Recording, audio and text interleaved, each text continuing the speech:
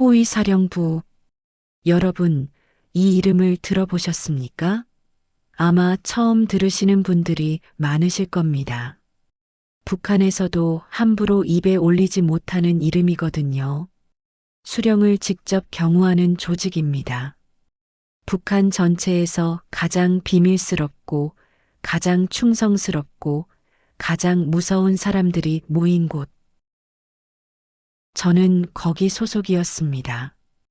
중좌, 우리식으로 하면 중령이지요. 안녕하세요. 북한 스토리에 오신 여러분 환영합니다.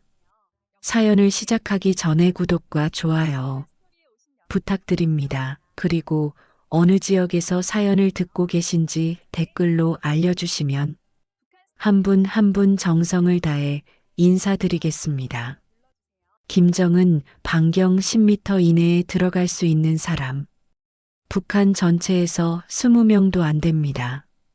저는 그 중 한 명이었습니다. 손만 뻗으면 수령 옷깃을 잡을 수 있는 거리. 그게 제 자리였습니다. 어떻게 거기까지 갔냐고요? 아버지 덕입니다. 리광수 대좌. 호위사령부에서 30년을 복무하신 분입니다. 김일성 주석 시절부터 시작해서 김정일 장군님까지 두 수령을 직접 경호한 사람은 북한 역사상 손에 꼽습니다. 제 아버지가 그런 분이셨습니다. 어린 시절 기억이 납니다. 평양 중구역 간부 아파트. 다른 집보다 방이 하나 더 많았어요. 난방도 잘 됐고 배급도 끊긴 적이 없었습니다. 그때가 90년대 중반 고난의 행군 시절이었는데도 우리 집은 굶어본 적이 없었습니다. 아버지는 늘 새벽에 나가서 밤늦게 들어오셨습니다. 무슨 일을 하시는지 여쭤본 적도 없었습니다. 그냥 아버지는 대단한 분이구나, 나라에서 중요한 일을 하시는구나, 그렇게만 알았습니다. 12살 때였습니다. 아버지가 처음으로 당신 일에 대해 말씀하셨습니다. 철웅아, 아버지가 무슨 일을 하는지 알고 싶으냐? 네, 아버지. 아버지는 수령님을 지키는 사람이다. 수령님 목숨이 곧 아버지 목숨이야. 아버지가 죽어야 수령님이 사시는 거다. 알겠니? 그때 아버지 눈빛을 아직도 잊을 수가 없습니다. 자부심. 목숨을 바칠 수 있다는 것에 대한 자부심이 눈에서 빛나고 있었습니다. 우리 집안은 대대로 수령님을 모시는 집안이다. 할아버지도 그러셨고 아버지도 그렇고, 철웅이 너도 그렇게 살아야 한다. 이것보다 영광스러운 일이 어디 있겠니? 저도 그렇게 믿었습니다. 정말로요. 만경대형명학원에 들어갔을 때, 졸업하고 군사대학에 입학했을 때, 그리고 호위사령부에 배치받았을 때, 아버지 말씀대로 사는 것이 가장 옳은 길이라고 믿었습니다. 2005년 30살에 김정일 장군님 경호팀에 배속됐습니다. 아버지와 같은 조직에서 일하게 된 겁니다. 아버지가 얼마나 좋아하셨는지 모릅니다. 우리 철웅이가 드디어 제 밥값을 하는구나. 그날 저녁 아버지는 드물게 술을 드셨습니다. 취해서 하신 말씀이 아직도 귀에 선합니다. 수령님 곁은 천국이 아니다. 언제든 죽을 각오를 해야 해. 충성심만 가지고 되는 게 아니야. 눈치가 있어야 하고, 입이 무거워야 하고, 그리고 아버지가 말씀을 멈추셨습니다. 그리고 뭡니까, 아버지? 운이 있어야 한다. 이 바닥에서 오래 살아남으려면. 그때는 그 말씀의 무게를 몰랐습니다.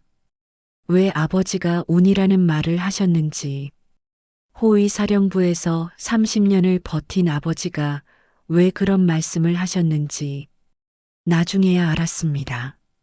아버지는 알고 계셨던 겁니다. 이 바닥이 얼마나 무서운 곳인지, 언제든 토사구팽 당할 수 있다는 걸. 2011년 12월 17일 김정일 장군님이 돌아가셨습니다. 그날 새벽 비상 연락을 받고 뛰어나갔습니다. 호위사령부 전체가 발칵 뒤집어졌습니다. 울음소리, 고함소리, 발 구르는 소리. 30년간 모시던 수령이 가셨으니 다들 정신이 없었습니다. 아버지도 오셨습니다. 60이 다 된 나이에도 군복 단추 하나 흐트러짐 없이. 그런데 아버지 얼굴에서 이상한 게 보였습니다. 슬픔이 아니었습니다. 불안이었습니다. 아버지, 왜 그러십니까? 아버지, 아버지가 주위를 둘러보셨습니다. 아무도 없는 걸 확인하고 나서야 작은 목소리로 말씀하셨습니다. 철웅아, 이제부터 조심해야 한다. 새 지도자 곁에 있는 사람들, 눈빛이 예사롭지 않아. 무슨 말씀이십니까? 김정일 장군님 시절 사람들을 다 갈아치울 거다. 아버지 같은 사람들 말이야. 우리 같은 구세대는 눈에 가시거든. 저는 믿지 않았습니다. 30년 충성한 아버지를 누가 건드리겠습니까? 말도 안 된다고 생각했습니다. 며칠 뒤 김정은이 공식적으로 권력을 승계했습니다. 젊은 지도자, 28살, 아버지보다 30살도 더 어린 사람이 수령이 된 겁니다. 그리고 숙청이 시작됐습니다. 처음에는 먼 사람들부터였습니다. 이름도 못 들어본 간부들이 하나둘 사라졌습니다. 반영명 분자, 종파 분자, 간첩. 죄목은 다양했지만 결과는 하나였습니다.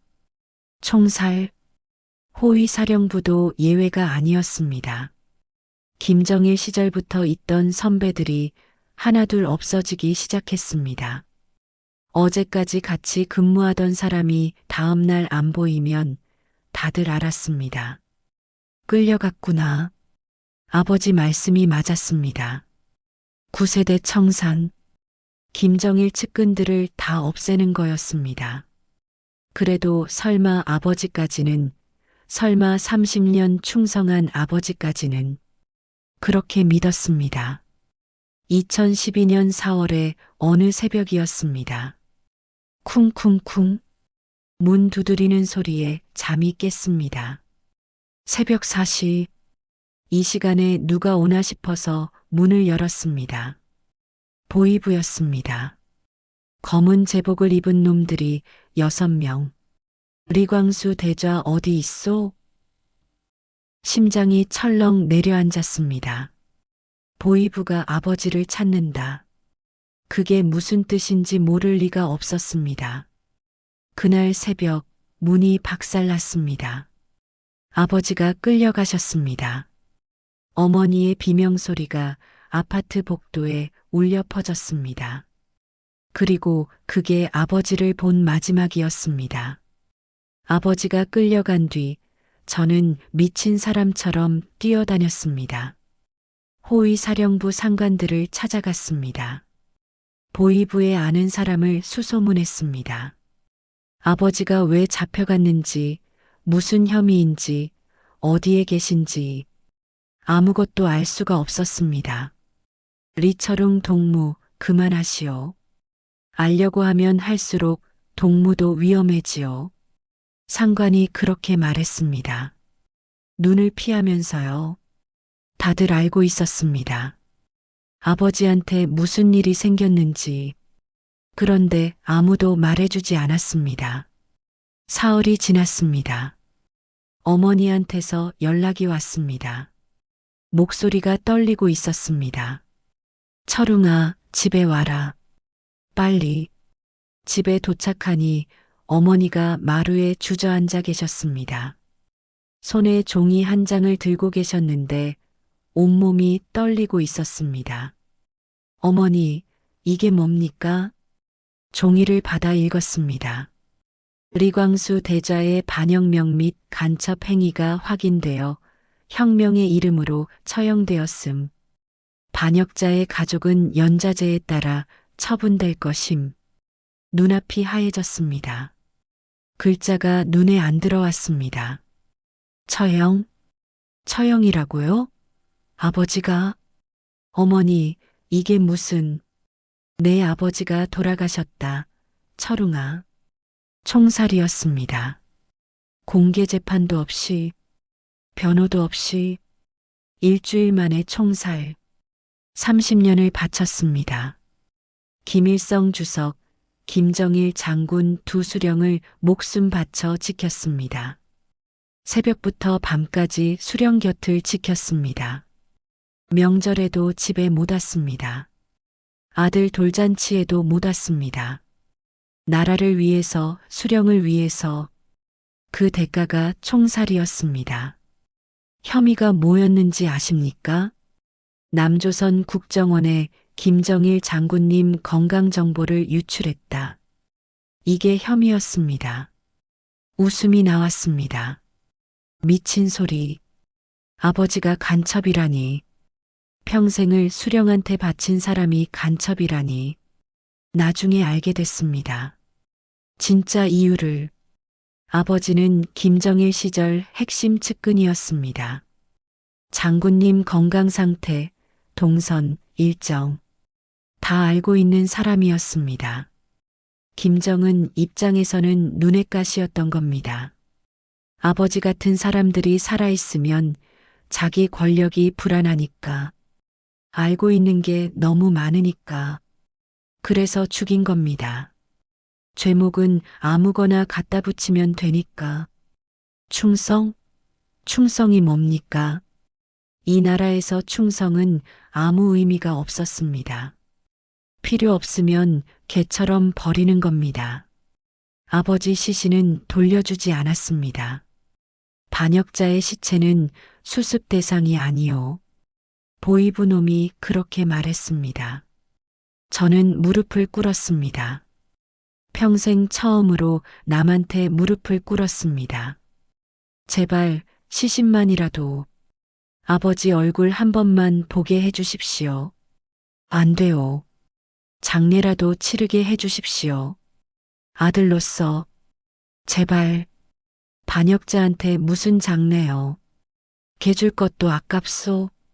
그 말을 듣는 순간 뭔가가 끊어지는 소리가 들렸습니다.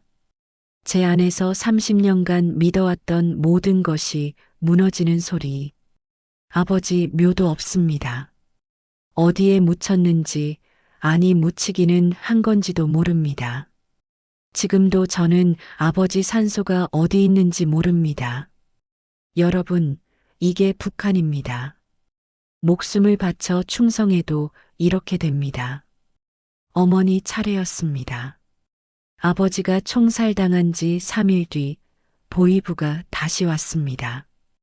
김순희 동무는 반역자 가족으로서 혁명화 대상이요. 지금 바로 같이 가시오. 어머니가 끌려가셨습니다. 목적지는 요덕, 정치범수용소. 거기 들어가면 살아서 나오기 힘들다는 거 다들 아시지요? 어머니가 끌려가시면서 저를 보셨습니다. 아무 말씀도 안 하셨습니다. 그냥 저를 보셨습니다. 그 눈빛을 저는 평생 잊지 못합니다. 미안하다는 눈빛이 아니었습니다. 살아남으라는 눈빛이었습니다. 어머니, 소리를 질렀지만 소용없었습니다. 보이부 차에 실려서 가시는 어머니 뒷모습, 그게 마지막이었습니다. 여동생 철이도 잡혀갔습니다. 김일성 종합대학 졸업하고 교원으로 일하던 애였습니다. 26살, 예쁘장하고 똘똘한 애였는데 어디로 끌려갔는지 아직도 모릅니다. 살아있는지 죽었는지도. 그리고 제 가족 차례였습니다. 아내 영미가 저를 찾아왔습니다. 얼굴이 하얗게 질려 있었습니다. 여보, 나 당에서 호출받았어. 뭐라고 하던가? 이혼하라고. 반역자 가족과 혼인 관계를 유지할 수 없다고. 안 그러면 나도, 준혁이도, 준혁이 제 아들입니다. 그때 10살이었습니다. 아내 눈에 눈물이 고여 있었습니다. 저는 아무 말도 할 수가 없었습니다. 내가 뭐라고 하겠습니까? 안 그러면 아내도 아들도 끌려가는데. 알았소. 이혼합시다. 그렇게 말하는 제 목소리가 남의 목소리 같았습니다. 아들은 외갓집으로 보내졌습니다. 그 애도 반역자 손자라는 낙인이 찍힌 겁니다. 평양에서는 살 수 없었습니다.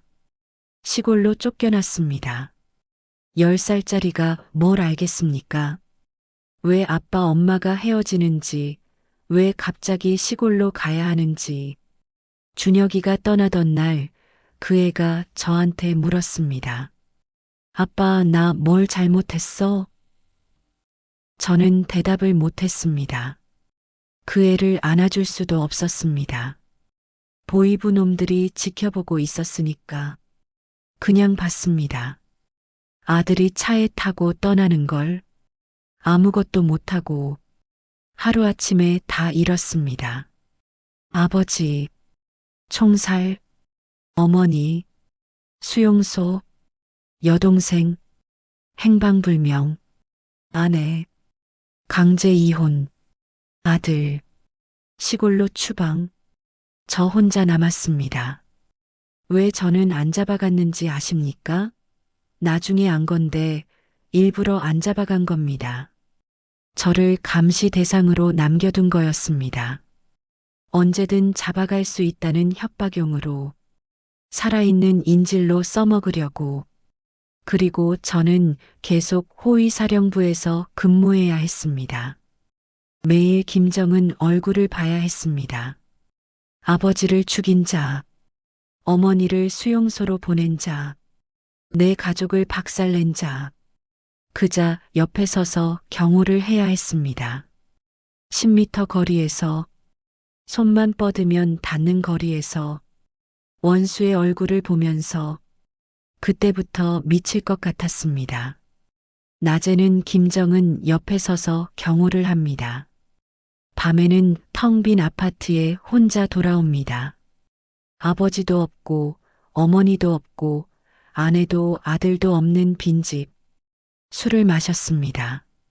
매일 밤 술을 마셨습니다. 그래야 잠이 들었습니다. 안 그러면 아버지 얼굴이 자꾸 떠올랐습니다. 어머니가 끌려가시던 뒷모습이, 준혁이가 아빠 나 뭘 잘못했어? 하던 목소리가. 그러다 어느 날이었습니다. 김정은 수행 경호를 서고 있었습니다.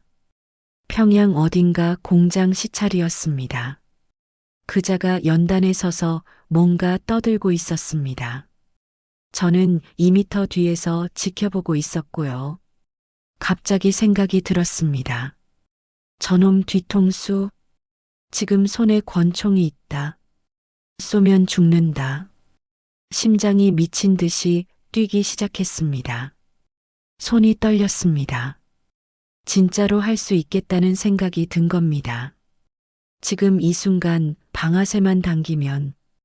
그때 옆에 있던 동료가 저를 봤습니다. 리 동무 왜 그러오? 얼굴이 하얘졌소. 정신이 번쩍 들었습니다. 아직은 안 된다. 준비 없이 덤비면 실패한다. 실패하면 죽는 것보다 못한 꼴을 당한다. 그날 밤 결심했습니다. 죽이자. 반드시 죽이자. 하지만 제대로 준비해서 확실하게. 문제는 혼자서는 힘들다는 거였습니다. 김정은 경호는 겹겹이 되어 있습니다. 1차 경호, 2차 경호, 3차 경호. 저는 2차 경호였는데 1차 경호를 뚫지 않으면 가까이 갈 수가 없습니다. 혼자서 권총 하나 들고 덤비면 총 한 발 쏘기도 전에 제압당합니다. 동지가 필요했습니다. 같은 마음을 가진 사람들이. 조심스럽게 주위를 살폈습니다. 누가 나처럼 이 체제에 한이 맺힌 사람인지, 누가 가족을 잃은 사람인지 있었습니다. 생각보다 많았습니다. 김정은 집권 이후 숙청당한 간부가 수백 명입니다. 그 가족들 중 일부는 저처럼 아직 조직에 남아 있었습니다. 겉으로는 충성하는 척하면서 속으로는 이를 갈고 있는 사람들. 2달 동안 조심스럽게 접근했습니다. 대놓고 말할 수는 없으니까요. 잘못 걸리면 바로 총살입니다. 술자리에서 떠보기도 하고 둘이 있을 때 넌지시 물어보기도 하고 진짜 믿을 수 있는 사람인지 확인하는 데만 몇 주씩 걸렸습니다. 결국 3명을 찾았습니다. 박성철, 호위사령부 소자. 아버지가 장성택 숙청 때 같이 처형당했습니다. 저보다 5살 어린 친구였는데 눈에 도끼가 서려 있었습니다. 김태영, 보위부 출신인데 호위사령부로 전출 온 사람. 형이 간첩 혐의로 총살당했습니다. 말수가 적은 친구였는데 술만 마시면 울었습니다. 최동혁, 호위사령부 통신 담당. 아버지가 아니라 장인이 숙청당했습니다. 아내가 미쳐버렸다고 했습니다. 4명, 우리 넷이 모였습니다. 첫 번째 모임은 제 아파트에서였습니다. 술을 마시는 척하면서 모였습니다. 누가 보면 그냥 동료들끼리 술자리. 하지만 문을 잠그고 커튼을 치고 라디오를 크게 틀어놨습니다. 도청 방지용으로 제가 먼저 입을 열었습니다. 동무들, 우리 다 같은 처지 아니요. 다들 가족을 잃었소. 누구 때문인지도 알고 아무도 말이 없었습니다. 다들 술잔만 만지작거리고 있었습니다. 함부로 말했다가는 목숨이 위험하니까요. 나는 더 이상 이렇게 못 살겠소. 매일 원수 얼굴을 보면서 아버지 원수도 못 갚고. 동무들은 어떻소? 박성철이 먼저 대답했습니다. 우리 동무 말이 맞소. 나도 똑같소. 매일 그자 얼굴을 보면서 이를 갈고 있소. 김태영이 고개를 끄덕였습니다. 형 원수를 갚고 싶소. 죽어도 여한이 없겠소. 최동혁이 말했습니다.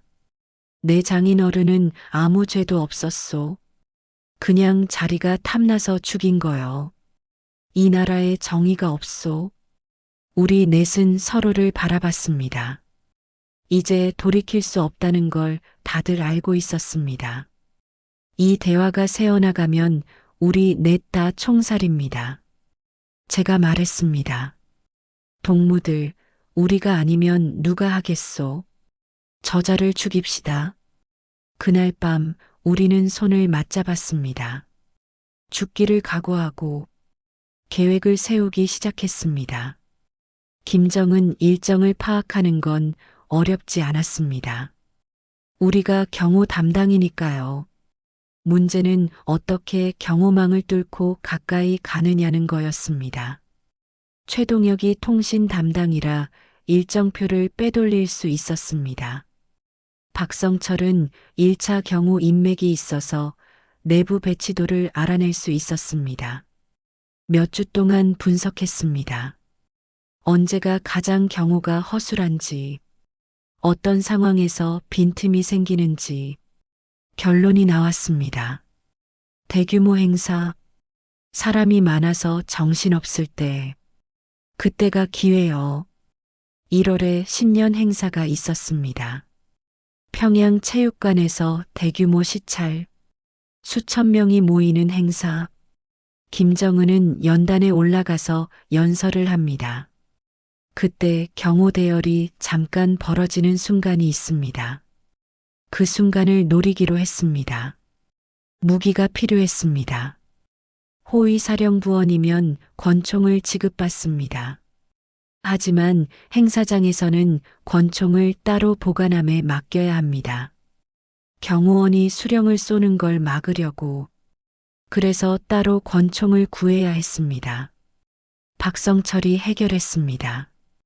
어떻게 구했는지는 묻지 않았습니다. 묻지 않는 게 서로를 위한 거였습니다. 중요한 건 권총이 생겼다는 것. 소련제 마카로프 권총, 총알 8발. 저는 밤마다 권총을 만졌습니다. 분해하고 조립하고 눈 감고도 할 수 있을 때까지 연습했습니다. 이걸로 아버지 원수를 갚는다. 실패하면 죽는다. 하지만 성공하면 어떻게 될지는 생각하지 않았습니다. 솔직히 살아남을 거라고 생각 안 했습니다. 그냥 죽이고 나도 죽는다. 그걸로 됐다고 생각했습니다. D-데이가 정해졌습니다. 2013년 1월 15일. 그날 아침 저는 평소처럼 출근했습니다. 군복을 입고 경례를 하고 겉으로는 평소와 똑같이 하지만 가슴 안쪽 주머니에는 권총이 있었습니다. 박성철이 저를 스쳐 지나가면서 속삭였습니다. 오늘이요. 준비됐소? 됐소. 살아서 보면 좋겠소. 동무도. 그게 박성철과 나눈 마지막 대화였습니다. 저는 경호 위치로 갔습니다. 심장이 터질 것 같았습니다. 손바닥에 땀이 흥건했습니다. 곧 김정은이 나타날 겁니다. 오늘 저놈을 죽인다. 평양체육관 2013년 1월 15일 오전 10시 신년 시찰 행사가 시작됐습니다.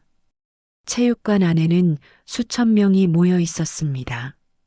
노동자, 학생, 군인.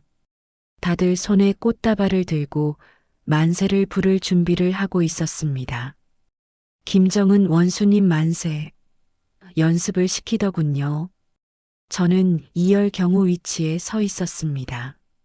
연단에서 약 15m 거리. 가슴 안쪽 주머니에는 권총이 있었습니다. 심장이 미친 듯이 뛰었습니다. 손바닥에 땀이 흘렀습니다. 겉으로는 평소처럼 서 있었지만 머릿속으로는 계속 시뮬레이션을 돌리고 있었습니다. 김정은이 연단으로 걸어간다. 1차 경호가 양옆으로 벌어진다. 그 순간 뛰어든다. 10m 거리에서 쏜다. 머리를 노린다. 박성철이 저 멀리서 눈짓을 보내왔습니다. 준비됐냐는 뜻이었습니다. 저도 살짝 고개를 끄덕였습니다. 10시 30분. 김정은이 도착했습니다. 검은 인민복을 입고 있었습니다. 뚱뚱한 몸, 특유의 걸음걸이.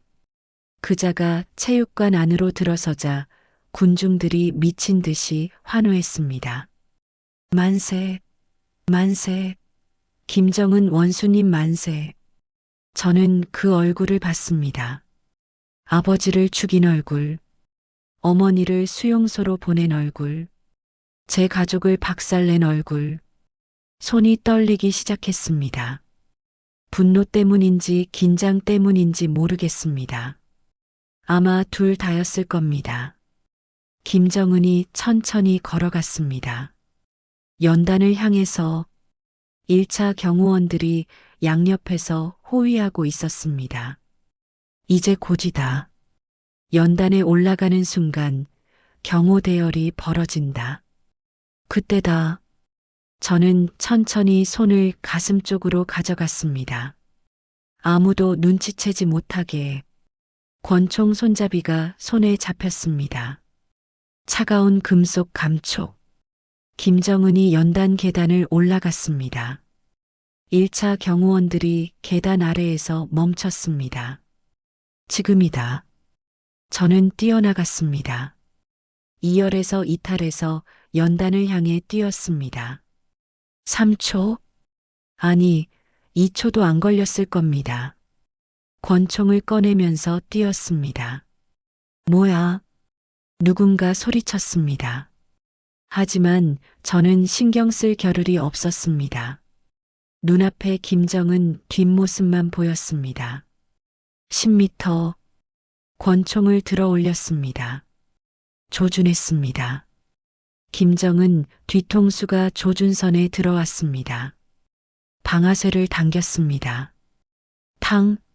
총성이 체육관 전체에 울렸습니다.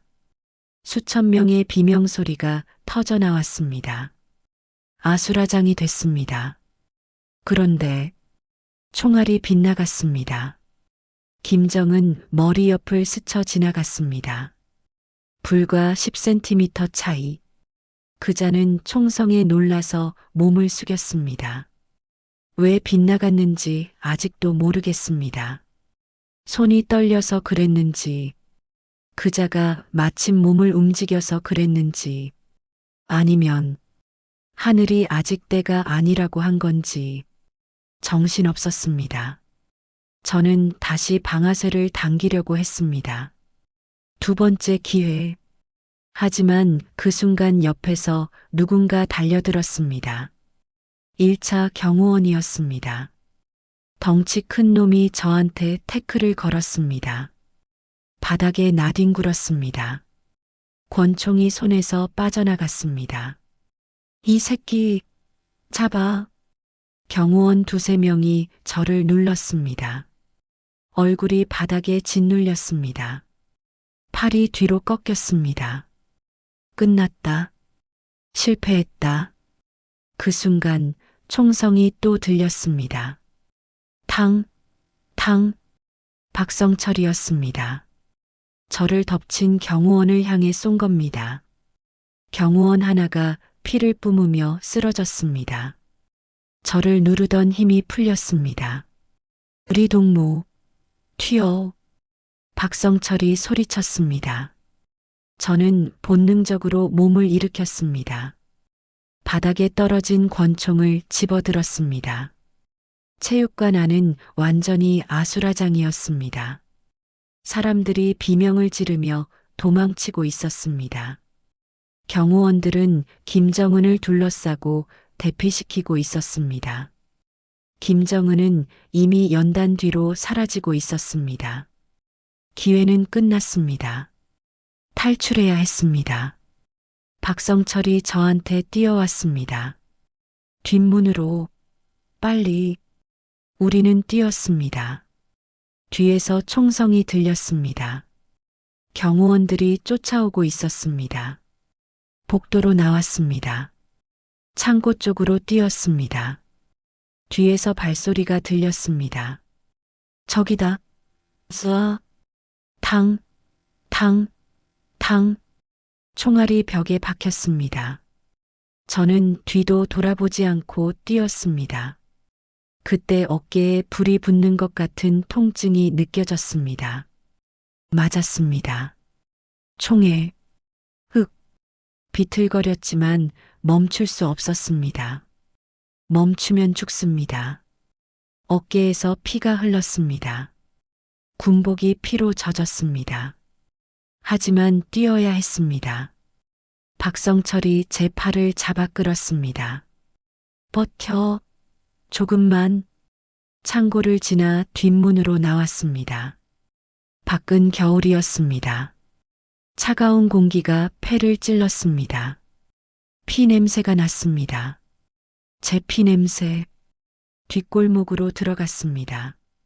박성철이 어디선가 구해놓은 민간인 옷을 꺼냈습니다.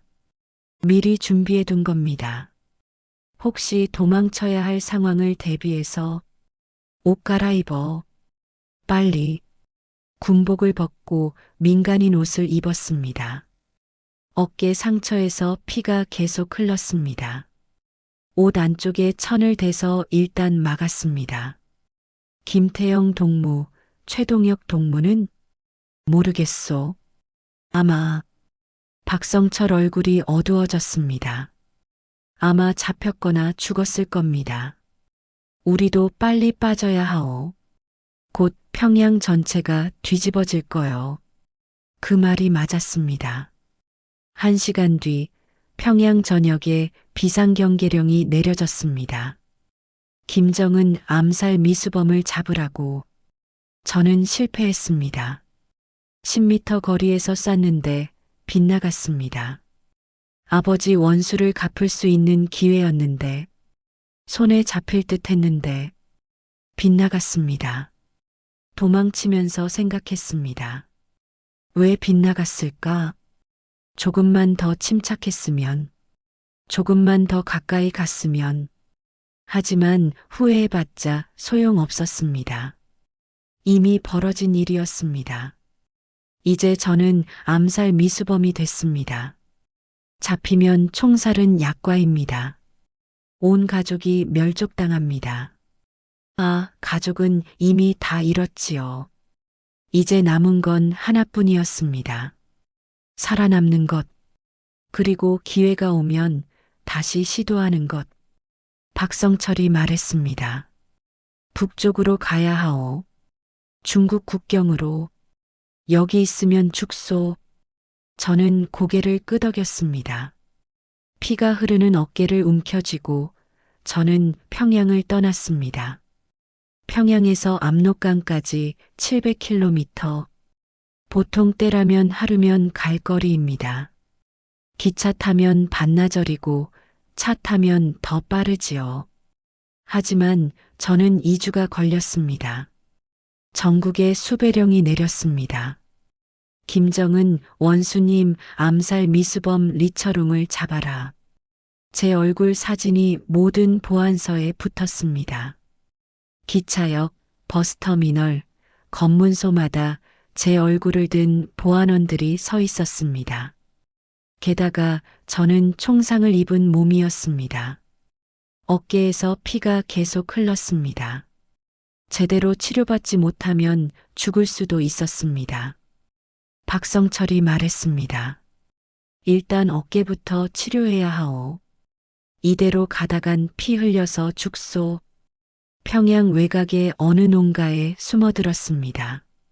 박성철 어릴 때 친구네 집이라고 했습니다. 늙은 아주머니가 우리를 숨겨줬습니다. 세상에 이 상처가 뭐요? 총 맞은 거 아니오? 그냥 사고 났습니다. 어머니. 묻지 마시고 치료만 해주십시오. 그 아주머니가 총알을 빼줬습니다. 마취도 없이 입에 나무 막대기를 물고 버텼습니다. 살이 찢어지는 고통, 눈앞이 하얘지는 것 같았습니다. 정신을 잃었다 깨기를 몇 번. 사흘을 그 집에서 숨어 있었습니다. 그 사이 상처가 조금 아물었습니다. 나흘째 되는 날 박성철이 돌아오지 않았습니다. 아침에 식량 구하러 나간다고 했습니다. 점심때면 돌아온다고. 그런데 해가 져도 안 왔습니다. 밤이 됐습니다. 불안했습니다. 그때 멀리서 소리가 들렸습니다. 차 소리. 여러 대. 창문으로 내다봤습니다. 보안서 차량이 마을로 들어오고 있었습니다. 잡혔구나. 박성철이. 저는 뒷문으로 뛰쳐나갔습니다. 숨겨졌던 아주머니한테 인사할 겨를도 없었습니다. 그분이 어떻게 됐는지 생각하고 싶지 않습니다. 산으로 도망쳤습니다. 1월에 북한 산골, 영하 20도, 외투 하나 없이 뛰었습니다. 뒤에서 개 짖는 소리가 들렸습니다. 수색견을 풀었나 봅니다. 그날 밤 저는 얼어 죽을 뻔했습니다. 산속 바위 틈에 웅크리고 있었습니다. 온몸이 떨렸습니다. 손가락, 발가락 감각이 없어졌습니다. 이렇게 죽는구나 싶었습니다. 그때 아버지 얼굴이 떠올랐습니다. 어머니가 끌려가시던 뒷모습이. 준혁이가 아빠 나 뭘 잘못했어? 하던 목소리가. 아직 못 죽는다. 원수를 갚기 전에는 이를 악물고 버텼습니다. 날이 밝을 때까지. 혼자가 됐습니다. 박성철이 없으니 앞으로 어떻게 해야 할지 막막했습니다. 길도 모르고 아는 사람도 없고 총상 입은 몸으로 700km를 혼자 가야 했습니다. 낮에는 숨고 밤에만 이동했습니다. 산길로 논뚝길로 사람 눈에 안 띄는 길만 골라서 굶었습니다. 하루 이틀은 물만 마셨습니다. 산에서 나무 껍질을 벗겨 먹기도 했습니다. 고난의 행군 때 굶어본 적 없는 제가 그제야 굶주림이 뭔지 알았습니다. 마을을 지날 때면 몰래 헛간에 들어가서 잤습니다. 들키면 끝이니까 새벽에 일어나 도망쳤습니다. 어느 집 부엌에서 식은 밥 한 덩이를 훔쳐 먹은 적도 있습니다. 비참했습니다. 호위 사령부 중자가 수령 곁을 지키던 사람이 밥도둑이 됐습니다. 그래도 살아야 했습니다. 죽으면 끝이니까. 열흘째 되던 날 해산 근처에 도착했습니다. 해산, 압록강 접경 도시. 여기서 강만 건너면 중국입니다. 자유입니다. 하지만 국경 경비가 삼엄했습니다. 특히 암살 미수 사건 이후로 경계가 2배로 강화됐습니다. 경비대가 24시간 순찰을 돌고 강변에는 지뢰까지 깔려 있다고 했습니다. 어떻게 건너야 할지 막막했습니다. 그때 장마당에서 만난 아주머니가 있었습니다.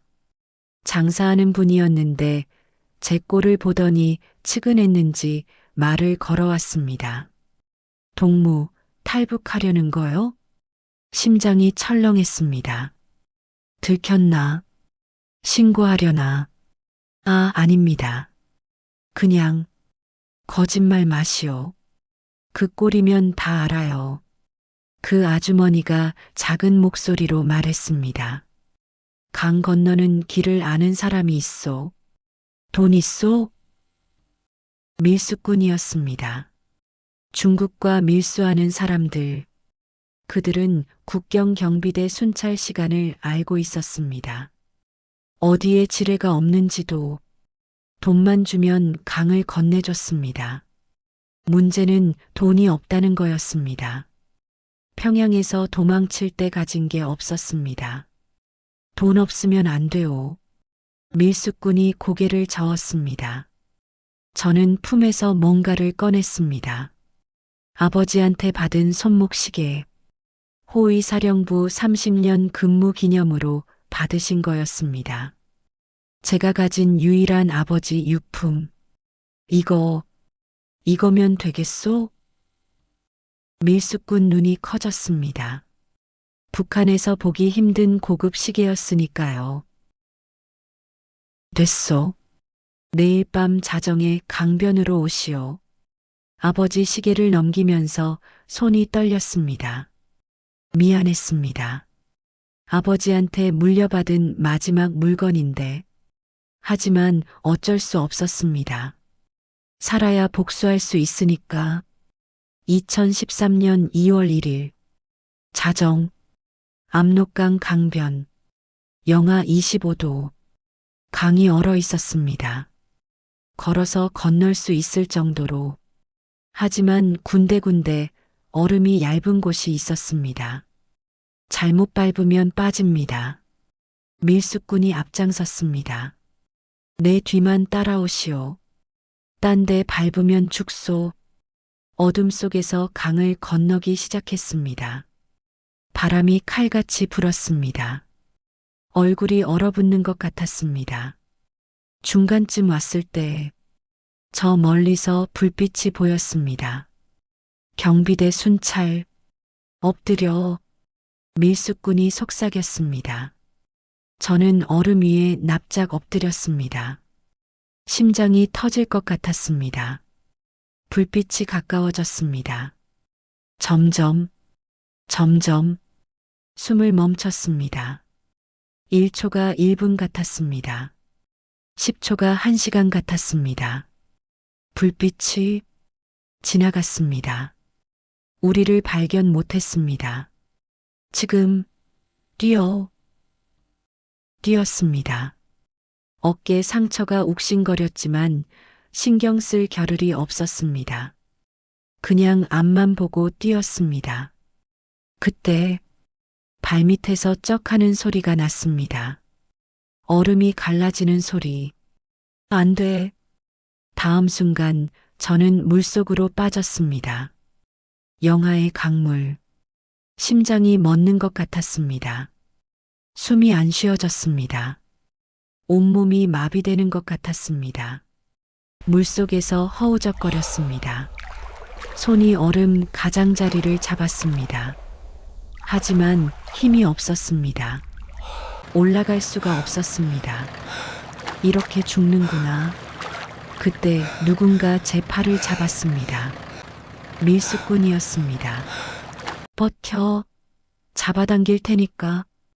그가 저를 끌어올렸습니다. 얼음 위로 나왔습니다. 온몸이 젖었습니다. 영하 25도의 젖은 몸. 몇 분 안에 얼어 죽습니다. 뛰어. 무조건 뛰어. 안 뛰면 죽어. 저는 뛰었습니다. 미친 듯이 강 건너편을 향해. 얼마나 뛰었을까요? 10분? 20분? 정신이 몽롱했습니다. 손발 감각이 없었습니다. 눈앞이 흐려졌습니다. 그때 밀수꾼이 멈췄습니다. 다 왔소. 여기가 중국이요. 저는 무릎을 꿇었습니다. 눈밭에. 그리고 쓰러졌습니다. 중국 땅. 살았습니다. 마지막으로 생각난 건 아버지 얼굴이었습니다. 아버지, 저 살았습니다. 아직 안 죽었습니다. 그리고 의식을 잃었습니다. 눈을 떴을 때 낯선 천장이 보였습니다. 어디지? 여기가 어디지? 몸을 움직이려고 했는데 힘이 없었습니다. 온몸이 천근만근이었습니다. 손가락 하나 까딱하기 힘들었습니다. 옆에서 목소리가 들렸습니다. 우리말인데 억양이 조금 달랐습니다. 깨어났네. 여보, 이 사람 깨어났어. 조선족이었습니다. 중년의 아주머니가 제 얼굴을 들여다봤습니다. 뒤에서 아저씨도 왔습니다. 여기가 어디입니까? 중국이야, 중국. 연변 조선족 자치주. 살았어, 이 사람아. 살았습니다. 진짜로. 밀수꾼이 저를 이 집까지 데려다 줬다고 했습니다. 얼어 죽기 직전이었다고. 하루만 더 늦었으면 죽었을 거라고. 저는 그 집에서 3개월을 누워 있었습니다. 몸 상태가 엉망이었습니다. 어깨 총상은 덧나 있었습니다. 고름이 차고 열이 났습니다. 압록강 물에 빠지면서 상처가 감염된 거였습니다. 조선족 아주머니가 민간요법으로 치료해줬습니다. 약초 달인 물로 상처를 씻고 찜질을 하고 동상도 심했습니다. 발가락 2개는 감각이 돌아오지 않았습니다. 의사한테 보여야 하는데 병원에 가면 신분이 드러나니까 갈 수가 없었습니다. 이 사람아, 북에서 뭔 일이 있었길래 이 꼴이 됐어? 아저씨가 물었습니다. 말씀드리기 어렵습니다. 안 물어볼게. 근데 공안한테 걸리면 안 돼. 알지? 잡히면 북송이야. 북송? 중국 공안에 잡히면 북한으로 강제 송환됩니다. 돌아가면 죽음입니다. 아니, 죽음보다 더한 고문이 기다리고 있겠지요. 저는 그 집 다락방에 숨어 지냈습니다. 낮에는 절대 밖에 안 나갔습니다. 밤에만 잠깐 마당에 나가서 바람을 쐬었습니다. 그렇게 3달. 몸이 회복되면서 생각이 많아졌습니다. 이제 어떻게 해야 하나? 중국에서 이렇게 숨어 살아야 하나? 아니면 한국으로 가야 하나? 한국으로 가면 새 삶을 살 수 있다고 했습니다. 조선족 아저씨가 브로커를 소개해 주겠다고도 했습니다. 동남아시아 거쳐서 한국 가는 루트가 있다고. 그런데 저는 고개를 저었습니다. 안 갑니다. 왜? 한국 가면 잘 살 수 있어. 돈도 주고 집도 주고. 아직 할 일이 남았습니다. 아저씨가 이상하다는 눈으로 저를 봤습니다. 저는 매일 밤 아버지 꿈을 꿨습니다. 아버지가 총살당하시는 꿈. 어머니가 끌려가시는 꿈. 꿈에서 아버지가 저한테 말씀하셨습니다. 철웅아, 아직 끝난 게 아니다. 맞습니다. 아직 끝난 게 아닙니다. 한번 실패했다고 포기할 수 없습니다. 아버지 원수를 갚기 전에는 편히 살 수 없습니다. 저는 결심했습니다. 다시 한번 시도하자. 문제는 어떻게 하느냐였습니다. 첫 번째 시도 때는 내부에 있었습니다. 호위사령부 소속이니까 김정은 가까이 갈 수 있었습니다. 하지만 이제는 아닙니다. 저는 탈북자입니다. 수배범입니다. 북한에 들어가면 바로 잡힙니다. 하지만 방법이 아예 없는 건 아니었습니다. 중국 연변에는 북한과 연결된 사람들이 있었습니다. 밀수꾼, 브로커, 그리고 북한 내부에 불만을 품은 사람들. 저는 조심스럽게 사람들을 만나기 시작했습니다. 탈북자 모임에 나가고 밀수꾼들과 술을 마시고 북한 내부 소식을 알 수 있는 사람들을 찾았습니다. 6개월이 걸렸습니다. 그 사이 저는 중국어도 배웠습니다. 조선족 행세를 할 수 있을 정도로. 그리고 마침내 연결고리를 찾았습니다. 선양에서 만난 사람이었습니다. 탈북자였는데 북한 내부에 아직 연락이 닿는다고 했습니다. 보위부 출신. 저처럼 가족이 숙청당해서 탈북한 사람이었습니다. 리 동무가 그 암살 미수범이요? 어떻게 아셨습니까? 북한에서 난리 났소. 호위사령부 중자가 김정은 쐈다고. 다들 숨죽이고 이야기하고 있어. 그가 저를 빤히 봤습니다. 근데 왜 한국 안 가고 여기 있어? 설마. 네. 다시 할 겁니다. 그가 한참을 침묵했습니다. 그러더니 고개를 끄덕였습니다. 미친 사람이요. 하지만 나도 돕겠소. 이유를 물었습니다. 왜 도와주려고 하느냐고. 내 아버지도 그놈한테 죽었소. 리 동무가 성공하면 내 원수도 갚는 거요. 그날 밤 우리는 손을 잡았습니다. 계획을 세우기 시작했습니다. 내부 협조자가 필요했습니다. 김정은 동선을 알려줄 사람. 그래야 어디서 암살을 시도할지 정할 수 있습니다. 선양에서 만난 그 사람이 북한 내부에 연락을 넣었습니다. 한 달 뒤 답이 왔습니다. 협조자가 있소. 평양이 아니라 지방에서 하는 게 좋겠다고 하오. 지방 시찰. 김정은이 가끔 지방 농장이나 공장을 시찰합니다. 평양보다 경호가 허술합니다. 그때를 노리라는 거였습니다. 무기는? 저격총을 구할 수 있소. 중국에서 밀반입된 거요. 저격. 이번에는 권총이 아니라 저격총. 거리를 두고 쏘는 겁니다. 10m가 아니라 300m 밖에서. 들어갈 수 있겠소? 북한에? 밀수 루트로 들어갈 수 있소. 위험하지만 불가능하진 않소. 위험한 거 알았습니다. 이번에 실패하면 진짜 끝이라는 것도. 하지만 포기할 수 없었습니다. 저는 저격 훈련을 시작했습니다. 중국 외곽의 인적 없는 산에서 매일 총을 쐈습니다. 300m 거리에서 목표물을 맞추는 연습을.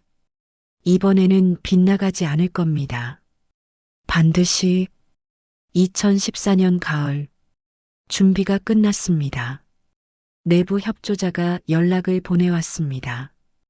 김정은이 10월 중순에 황해도 농장을 시찰한다고 날짜와 장소까지 알려줬습니다. 저는 짐을 쌌습니다. 저격총, 탄약, 며칠치 식량, 그리고 아버지 사진. 지갑에 넣어 다니던 사진입니다. 떠나기 전날 밤 아버지 사진을 꺼내봤습니다. 아버지, 이번에는 꼭 성공하겠습니다. 기다려 주십시오. 다음 날 새벽 저는 압록강을 건넜습니다. 이번에는 반대 방향으로, 중국에서 북한으로, 다시 밟은 조국 땅. 2년 만이었습니다. 그때는 도망치느라 정신이 없었는데 이번에는 달랐습니다. 스스로 걸어 들어온 겁니다. 죽으러, 아니 죽이러. 밀수 루트를 따라 압록강을 건넜습니다. 단둥에서 출발해서 새벽에 북한 땅에 닿았습니다. 등에는 저격총이 든 가방을 메고 있었습니다. 국경 경비대를 피해 산길로 이동했습니다. 낮에는 숨고 밤에만 움직였습니다. 1년 전 탈출할 때와 똑같았습니다. 다른 건 방향뿐. 사흘 걸려서 황해도에 도착했습니다. 내부 협조자가 알려준 장소. 김정은이 시찰할 농장 근처 야산. 거기서 기다리기로 했습니다. 협조자를 만난 건 시찰 이틀 전이었습니다. 농장 근처 폐가에서 만나기로 했습니다. 밤 10시. 저는 30분 먼저 도착해서 주위를 살폈습니다. 함정이 아닌지 확인하려고. 어둠 속에서 사람이 나타났습니다. 40대 남자. 얼굴은 안 보였습니다. 리철웅 동무요? 그렇소. 나는 김학수요. 보이부 소자. 보이부 소자. 내 가족을 잡아간 그 보이부 소속이 협조자라니. 아이러니했습니다. 왜 돕는 거요? 나도 동무와 비슷한 처지요. 장인이 숙청당했소. 아내는 미쳐서 요양원에 있소. 그의 목소리가 떨렸습니다. 진심인 것 같았습니다. 하지만 100% 믿을 수는 없었습니다. 이 바닥에서 100% 믿을 수 있는 사람은 없습니다. 시찰 일정은 모레 오전 10시. 김정은이 농장 본부 앞에서 연설할 거요. 그때가 기회요. 경호는 평양보다는 허술하오. 하지만 그래도 1차, 2차 경호는 붙어 있소. 가까이 가는 건 불가능하오. 가까이 안 가도 돼오. 300m면 충분하오. 그가 저를 봤습니다. 어둠 속에서도 그의 눈빛이 느껴졌습니다. 놀란 눈빛. 저격이요? 그렇소. 성공할 수 있겠소? 이번엔 빗나가지 않을 거요. 시찰 당일. 2014년 10월 17일. 오전 8시.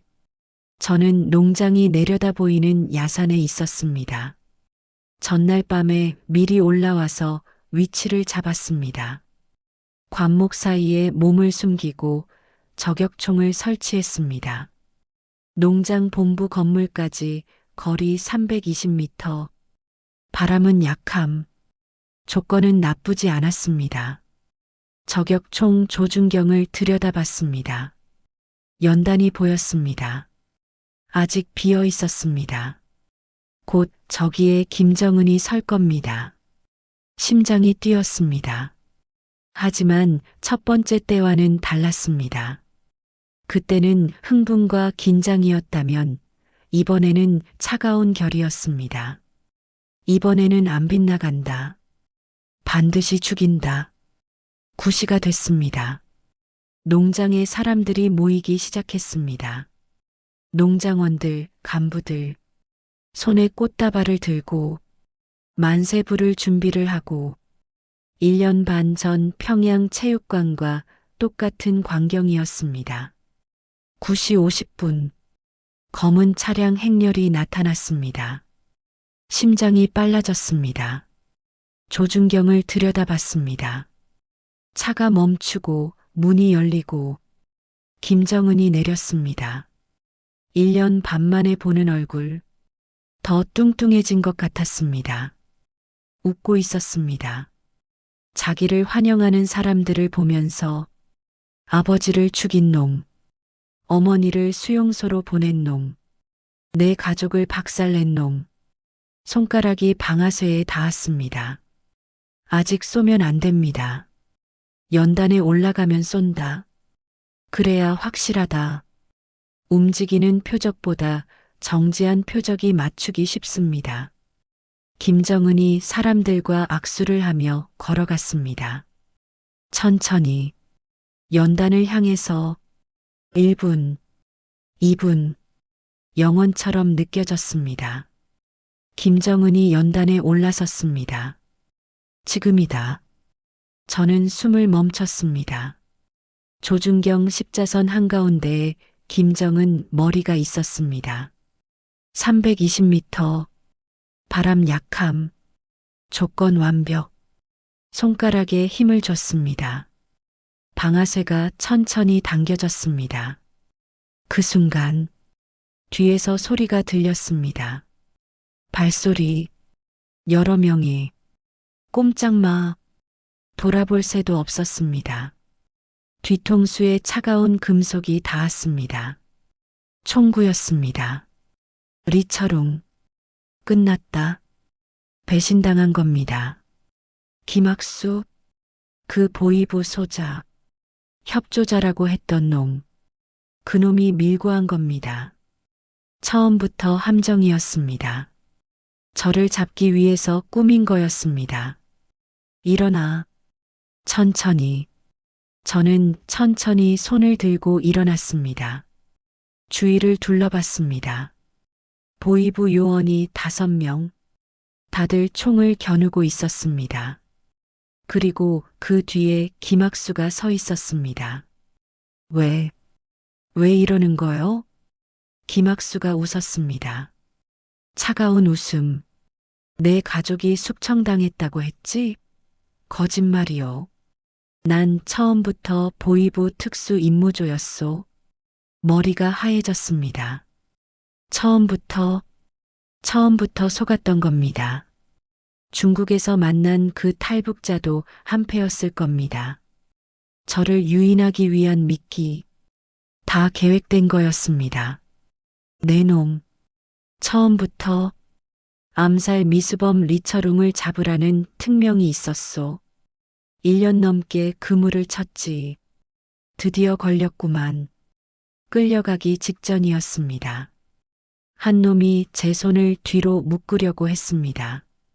그 순간 저는 있는 힘껏 뒤로 몸을 던졌습니다. 흑! 그놈과 부딪히면서 굴렀습니다.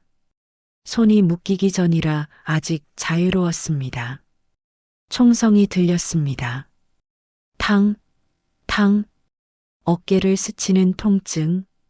또 맞았습니다. 하지만 멈출 수 없었습니다. 저는 비탈을 굴러 내려갔습니다. 나뭇가지에 긁히고 바위에 부딪히면서 뒤에서 고함 소리가 들렸습니다. 저놈 잡아. 쏴. 탕, 탕, 탕. 총알이 주위에 박혔습니다. 저는 계속 굴렀습니다. 산 아래로. 어디로 가는지도 모르고. 죽을 수 없습니다. 아직 죽을 수 없습니다. 어떻게 빠져나왔는지 기억이 없습니다. 정신을 차렸을 때 저는 어느 계곡 물속에 있었습니다.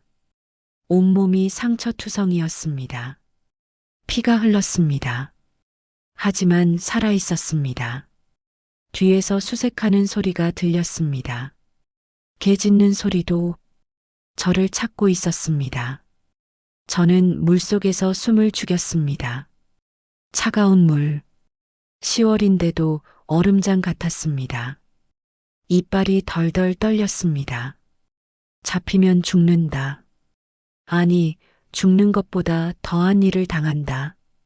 저는 버텼습니다. 해가 질 때까지, 어둠이 내릴 때까지, 그리고 밤이 되자 다시 움직이기 시작했습니다.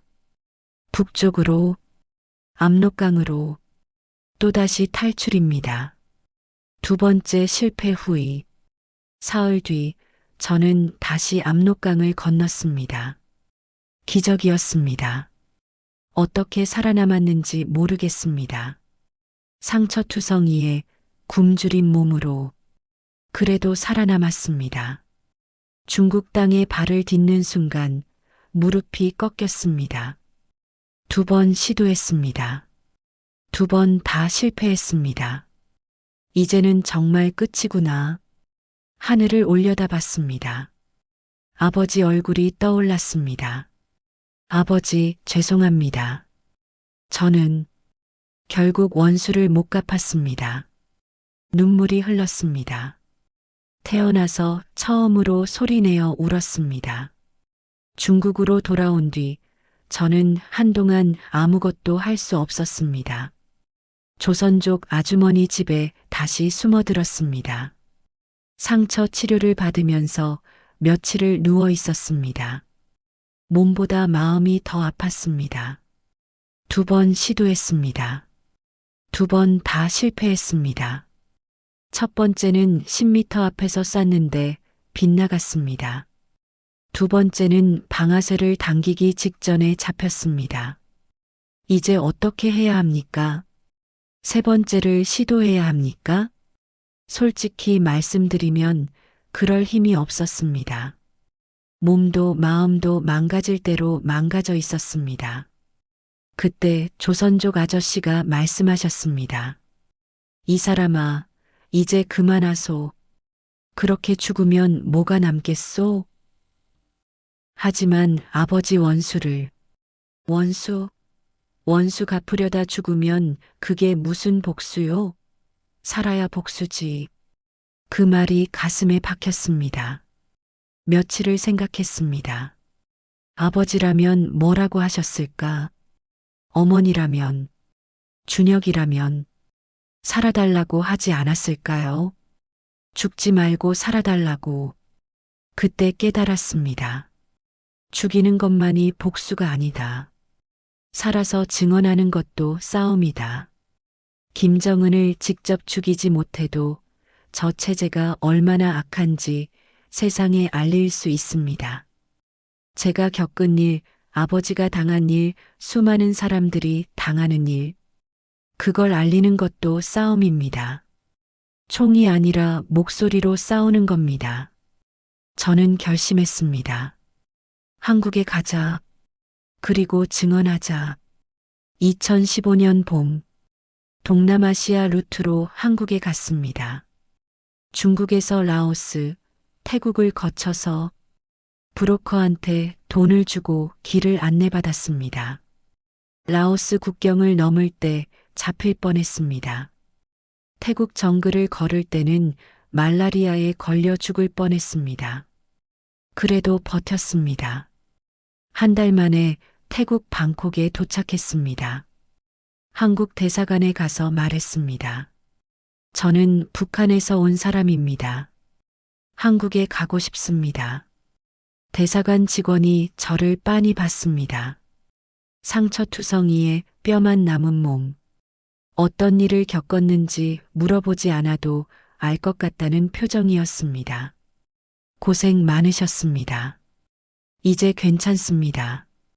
그 말을 듣는 순간 눈물이 났습니다. 2015년 5월 인천공항에 내렸습니다. 처음으로 한국 땅을 밟은 순간 저는 무릎을 꿇었습니다. 여기가 자유구나. 여기서는 잡혀가지 않는구나. 김정은 얼굴 안 봐도 되는구나. 공항 밖으로 나왔습니다. 밤이었는데 온 세상이 환했습니다. 불빛이 너무 많아서 눈이 부셨습니다. 저게 다 뭡니까? 안내해주던 직원이 말했습니다. 그냥 가로등이에요. 간판이고요. 북한에서는 밤이 되면 깜깜합니다. 평양도 마찬가지입니다. 전기가 없으니까요. 그런데 여기는 밤에도 낮 같았습니다. 편의점에 들어갔습니다. 24시간 연다고 했습니다. 선반에 빵이 가득했습니다. 라면이, 과자가, 음료수가 다 사 먹을 수 있다고 했습니다. 저는 한참을 서 있었습니다. 이게 진짜인가? 꿈이 아닌가? 북한에서는 배급이 끊기면 굶어야 합니다. 장마당에서 비싼 돈 주고 쌀을 사야 합니다. 그것도 줄 서서 기다려야 합니다. 그런데 여기는 걸어 들어가서 그냥 사면 됩니다. 밤에도 이게 자유구나. 이게 사람 사는 세상이구나. 하나원에서 3개월 교육을 받았습니다. 한국 사회에 적응하는 법을 배웠습니다.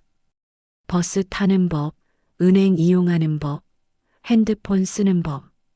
다 처음이었습니다. 처음에는 힘들었습니다. 말투가 달라서 사람들이 이상하게 쳐다봤습니다. 내라고 해야 하는데 자꾸 얘라고 했습니다. 물건 쌀 때 얼마입니까? 라고 했더니 웃더군요. 그래도 적응했습니다. 사람은 적응하는 동물이니까요. 하나원 나와서 임대 아파트를 받았습니다. 작은 방이었지만 제 공간이 생긴 겁니다. 감시하는 사람 없이 눈치 보지 않고 살 수 있는 곳. 처음으로 마음 편히 잠을 잤습니다. 한국에 와서 1년쯤 됐을 때 북한 인권단체에서 연락이 왔습니다. 증언해 주실 수 있겠습니까? 저는 망설이지 않았습니다. 이거 하려고 살아남은 거니까요. 국회에서 증언했습니다. 유엔 북한 인권조사위원회에서도 증언했습니다. 기자들 앞에서도 이야기했습니다. 아버지가 어떻게 죽었는지, 어머니가 어디로 끌려갔는지, 북한 체제가 얼마나 잔인한지, 처음에는 말하기 힘들었습니다. 아버지 이야기를 할 때마다 목이 막혔습니다. 울기도 많이 울었습니다. 그래도 말했습니다. 누군가는 알아야 하니까요. 저는 김정은을 2번 죽이려 했습니다. 2번 다 실패했습니다. 하지만 포기하지 않았습니다. 총으로 안 되면 목소리로 싸웁니다. 저 정권이 무너지는 날까지. 지금도 아버지 꿈을 꿉니다. 꿈에서 아버지가 말씀하십니다. 철웅아, 잘하고 있다. 그 말씀에 힘을 얻습니다. 어머니는 요덕 수용소에 계십니다. 살아계신지 모르겠습니다. 10년이 넘었으니까요. 살아계시다면 70이 넘으셨을 겁니다. 여동생은 아직도 소식을 모릅니다. 어디 있는지, 살았는지, 죽었는지. 아들 준혁이는 25이 됐을 겁니다. 군대 갔을 나이네요. 인민군으로. 그 애가 절 기억할까요? 10살 때 헤어진 아버지를 보고 싶습니다. 다들 너무 보고 싶습니다. 여러분, 저는 통일이 됐으면 좋겠습니다. 그래야 어머니를 찾을 수 있습니다. 여동생 소식을 알 수 있습니다. 아들을 다시 만날 수 있습니다. 그리고 아버지 묻히신 곳을 찾을 수 있습니다. 아버지 무덤이 어디 있는지 모릅니다. 시신도 못 받았으니까요. 통일이 되면 아버지가 어디 묻히셨는지 찾고 싶습니다. 그리고 절 한번 올리고 싶습니다. 아버지, 아들이 왔습니다. 늦어서 죄송합니다. 그 말을 하고 싶습니다. 저는 2번 실패했습니다. 김정은을 죽이려고 2번 시도했고 2번 다 실패했습니다. 하지만 포기하지 않았습니다. 총이 아니어도 싸울 수 있습니다. 목소리로, 증언으로. 저 악한 정권의 실체를 알리는 것. 그것도 싸움입니다. 여러분, 통일은 꼭 와야 합니다. 저 같은 사람들을 위해서, 아직 북에 있는 가족들을 위해서, 그리고 억울하게 죽은 수많은 사람들을 위해서 우리 세대에 꼭 통일을 봐야 합니다. 그날이 오면 저는 아버지 무덤 앞에서 말씀드리겠습니다. 아버지, 우리가 이겼습니다.